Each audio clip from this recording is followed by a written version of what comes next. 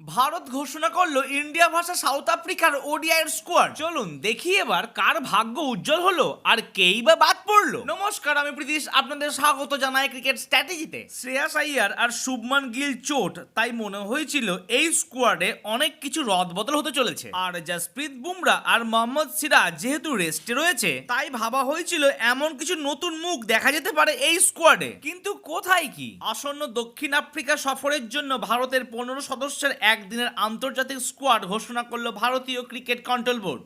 এই সিরিজকে টিম ইন্ডিয়ার ভবিষ্যতের মেগা টুর্নামেন্টের প্রস্তুতি এবং দলের বেঞ্চ স্ট্রেংথ পরীক্ষার জন্য অত্যন্ত গুরুত্বপূর্ণ বলে মনে করা হচ্ছে। স্কোয়াডে একাধিক নতুন মুখকে জায়গা দেওয়া হয়েছে, পাশাপাশি অভিজ্ঞদের ফেরানো হয়েছে, জানিয়ে ক্রিকেট মহলে জোর জল্পনা শুরু হয়েছে। সে যাই শুরু হোক, কিন্তু আপনারা আমার এই ভিডিওতে লাইক আর চ্যানেলটিকে সাবস্ক্রাইব করতে মোটেই ভুলে যাবেন না।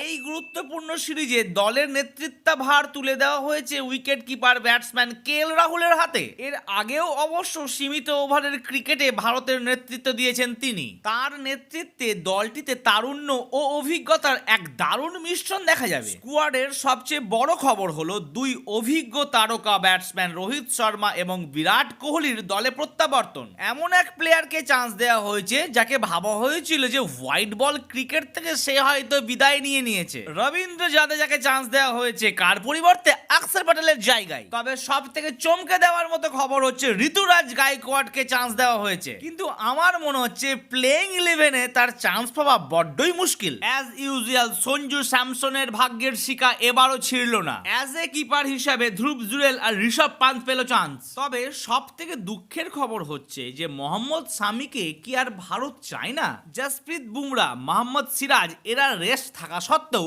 শামিকে চান্স দেওয়া হলো না এই স্কোয়াডে। চলুন এবার জানিয়ে দিই কোন কোন 15 জন প্লেয়ার চান্স পেয়েছে এই স্কোয়াডে। রোহিত শর্মা, যশস্বী জয়সওয়াল, বিরাট কোহলি, তিলক বর্মা, ঋতুরাজ গায়কোয়াড়, কেএল রাহুল, ঋষভ পান্ত, ধ্রুব জুরেল, ওয়াশিংটন সুন্দর, রবীন্দ্র জাদেজা, নীতিশ কুমার রেড্ডি, কুলদীপ যাদব, হর্ষিত রানা, প্রসিদ্ধ কৃষ্ণ, অর্শদীপ সিং। এবার আপনারা আমাকে ঝটপট জানান দেখি প্লেইং 11 কি কি হতে পারে এই স্কোয়াড থেকে।